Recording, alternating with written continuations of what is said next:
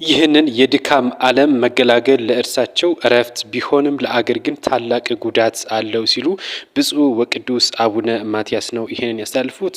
እግዚአብሔር በየዘመናቱ አገርን ያለ መካሪ ሕዝብንም ያለ ዘካሪ እንደማይተው ይታወቃል። ብፁዕ ወቅዱስ አቡነ ማትያስ በቀዳሚ ሙፍቲ ሀጂ ኡመር እንድሪስ ሕይወት ማለፍ የተሰማቸውን ጥልቅ ሐዘንም ገልጸዋል። እግዚአብሔር በየዘመኑ ሀገርን ያለ መካሪ ሕዝብን ያለ ዘካሪ አይተውም ያሉት ቅዱስነታቸው ለዚህ ማሳያው ደግሞ ተቀዳሚ ሙፍቲ ኡመር ሀሰን እንድሪስ አንዱ ናቸው ብሏል።